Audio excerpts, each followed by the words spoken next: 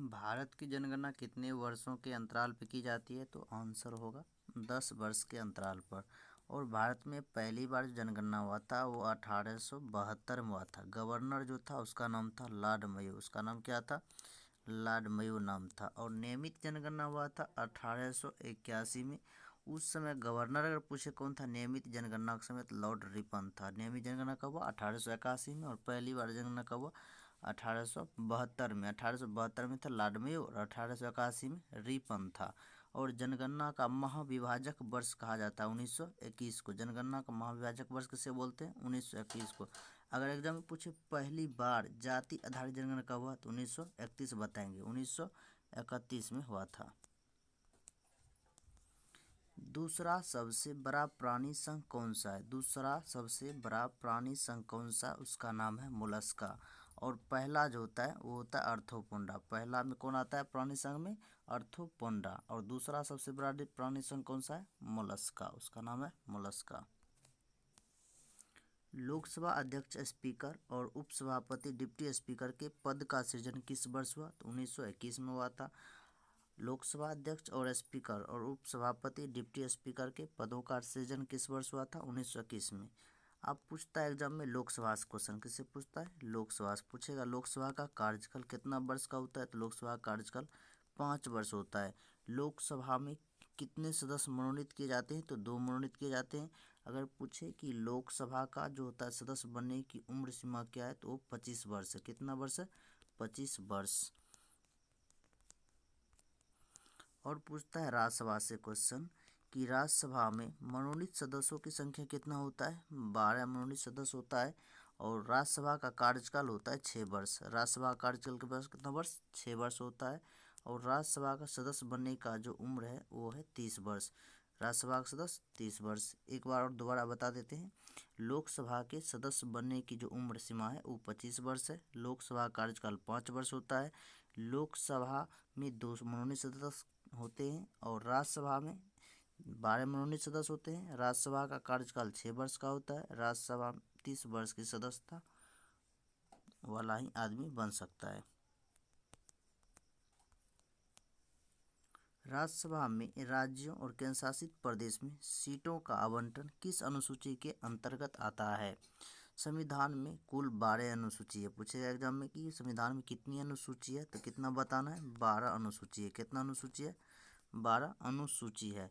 राज्यसभा का जो ये आवंटन सीटों का है ये 4थी अनुसूची में चर्चा किया गया। तीसरी अनुसूची उच्च पद पर जो जितना आदमी पदासीन है उसके शपथ के बारे में। किसके बारे में? शपथ के बारे में। और दूसरी अनुसूची का जो संबंध है ये इसके वेतन से संबंधित है। जितना उच्च पद पे व्यक्ति है उसका किससे संबंधित है? वेतन से। और 7वीं में शक्ति का बंटवारा, जिसमें संघ सूची, राजसूची और समवर्ती सूची का विषय है। राजसूची, संघ सूची और समवर्ती सूची का। और पूछिए कि कितना अनुसूची है? तो 12 अनुसूची है। सर्वोच्च न्यायालय किस अनुच्छेद के तहत रिट जारी कर सकता है? सर्वोच्च न्यायालय किस अनुच्छेद के तहत रिट जारी कर सकता है? तो अनुच्छेद 32 के तहत। अगर एग्जाम में ये बात पूछे कि सर्वोच्च न्यायालय किस अनुच्छेद के तहत रिट जारी कर सकता है, अनुच्छेद 32 के तहत। और उच्च न्यायालय जो जारी करता है वो 226 के तहत। ये दोनों क्वेश्चन बहुत इंपॉर्टेंट है। मोनाजाइट मिट्टी में कौन सा खनिज प्रचुर मात्रा में पाया जाता है? उसका नाम है थोरियम। मोनाजाइट मिट्टी में कौन सा प्रचुर मात्रा में पाया जाने वाला खनिज है? थोरियम। मोनाजाइट मिट्टी में जो थोरियम पाया जाता है भारत में सबसे ज़्यादा वो केरल में पाया जाता है। कहाँ पर? केरल में। मालाबार तट केरल में सबसे ज़्यादा थोरियम पाया जाता है। अब एग्जाम में पूछता है थोरियम का परमाणु क्रमांक कितना? थोरियम का परमाणु क्रमांक 90 होता है। थोरियम का परमाणु क्रमांक कितना होता है? 90। मोनाजाइट किसका ऐसा है? थोरियम का। और थोरियम मिट्टी में कौन सा खनिज पाया जाता है? थोरियम। विक्टोरिया झील किस महाद्वीप में स्थित है? विक्टोरिया झील अफ्रीका में। विक्टोरिया झील किस महाद्वीप में? अफ्रीका में। और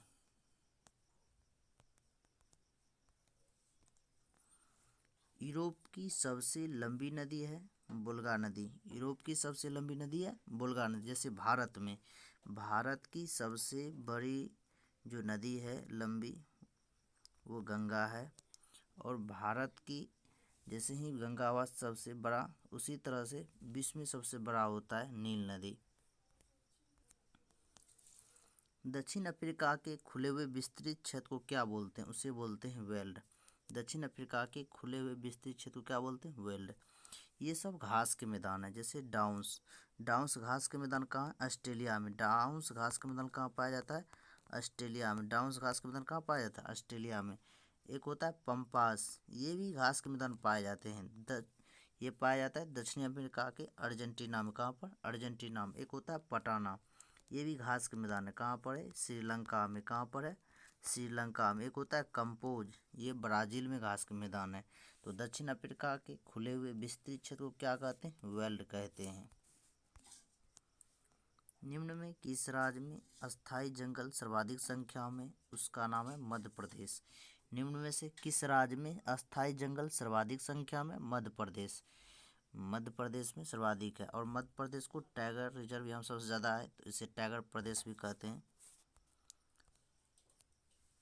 सुनील छेत्री किस खेल या स्पोर्ट से संबंधित है? फुटबॉल से। सुनील छेत्री किस खेल से संबंधित है? फुटबॉल से। वॉलीबॉल में 6 खिलाड़ी होते हैं, बास्केटबॉल में 5 खिलाड़ी होते हैं, बेसबॉल में 9 खिलाड़ी होते हैं। तो सुनील छेत्री किस खेल से संबंधित है? फुटबॉल से। और वॉलीबॉल में 6 खिलाड़ी होते हैं, और बास्केटबॉल में 5 खिलाड़ी होते हैं, और बेसबॉल में 9 खिलाड़ी होते हैं। लाहौर सत्र कब आयोजित हुआ था? ये हुआ था 1929 में। और इसका अध्यक्षता क्या था? जवाहरलाल नेहरू। किसने किया था? जवाहरलाल नेहरू के द्वारा। जवाहरलाल नेहरू के द्वारा क्या गया था? लाहौर सत्र। अगर एग्जाम पूछे कि भारतीय राष्ट्रीय कांग्रेस का स्थापना कब हुआ, तो बोलेंगे 1885 में। कब? 1885। 28 दिसंबर 1885 में हुआ था। सचिन तेंदुलकर ने किस टीम के खिलाफ अपना 100वां अंतर्राष्ट्रीय शतक लगाया? तो बांग्लादेश। सचिन तेंदुलकर ने किस टीम के खिलाफ अपना 100वां अंतर्राष्ट्रीय शतक लगाया? तो बांग्लादेश। अब पूछे बांग्लादेश की राजधानी कहाँ है? तो है ढाका। बांग्लादेश की राजधानी का ढाका। मुद्रा क्या है? टाका। मुद्रा क्या है उसका? टाका। दक्षिण अफ्रीका की जो मुद्रा है उसका नाम है रैंड। उसका नाम क्या है? रैंड।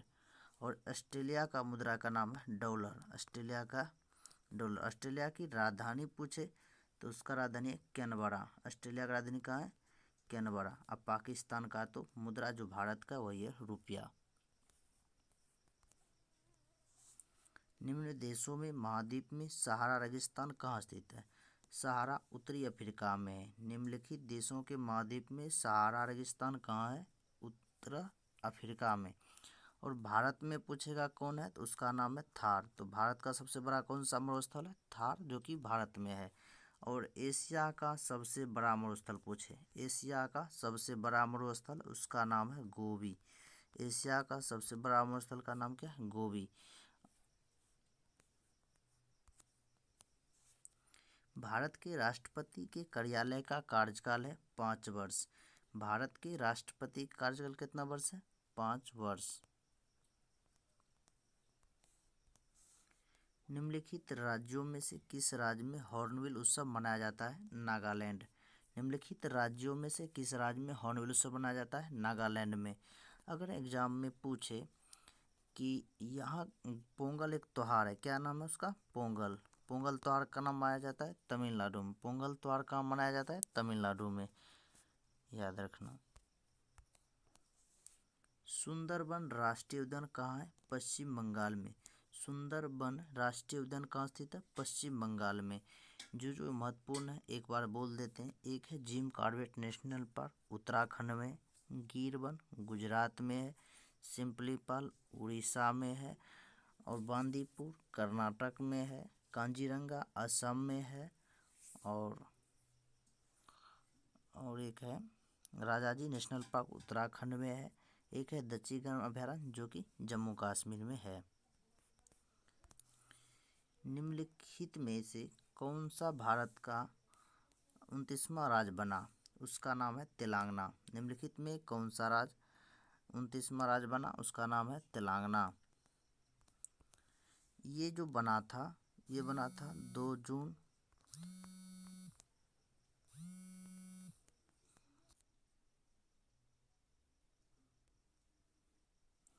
निम्नलिखित में से लैक्टिक अम्ल का प्राकृतिक स्रोत है। निम्नलिखित में से कौन सा लैक्टिक एसिड का प्राकृतिक स्रोत है? उसका नाम है दूध। दूध का पीएच मान पूछे तो 6.4 या 6.6 भी देता है एग्जाम में। दूध का पीएच मान कितना होता है? 6.4 और यहाँ पर 6.6 भी देता है। टमाटर में कौन सा अम्ल पाया जाता है? ऑक्जेलिक अम्ल। टमाटर में ऑक्जेलिक अम्ल पाया जाता है। चींटी के डंक में फॉर्मिक अम्ल पाया जाता है। चींटी के डंक में कौन सा अम्ल पाया जाता है? फॉर्मिक अम्ल। तो निम्न में कौन सा लैक्टिक एसिड का प्राकृतिक स्रोत है? उसका नाम है दूध। कनाडा की राजधानी कौन सी है? कनाडा की राजधानी है ओटावा। कनाडा की राजधानी क्या है? ओटावा। और कनाडा की मुद्रा क्या है? डॉलर। कनाडा की मुद्रा क्या है? डॉलर। और ये चीन की राजधानी है बीजिंग। चीन की राजधानी कहाँ है? बीजिंग।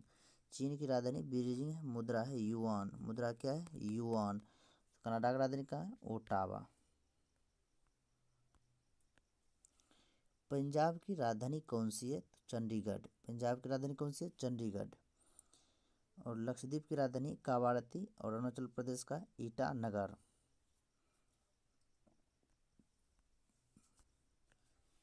राष्ट्रपति द्वारा लोकसभा में नामित सदस्यों की संख्या कितना होता है? 2 होता है। और राज्यसभा में कितना होता है? 12 होता है। लोकसभा में नामित सदस्यों की संख्या कितना होता है? 2। और राज्यसभा में कितना होता है? 12 होता है। याद रखना, राज्यसभा में कितना होता है? 12। मनोनीत सदस्यों की संख्या राज्यसभा में 12 और लोकसभा में 2 होता है। लोकसभा का कार्यकाल होता है 5 वर्ष और राज्यसभा का 6 वर्ष होता है। लोकसभा के सदस्य बनने का जो उम्र था वो 25 वर्ष है। कितना है? 25 वर्ष। हीलियम की परमाणु संख्या क्या है? हीलियम का परमाणु संख्या 2 होता है। हाइड्रोजन का 1 होता है। लिथियम का 3 होता है। बेरिलियम का 4 होता है। हीलियम की परमाणु संख्या क्या है? 3।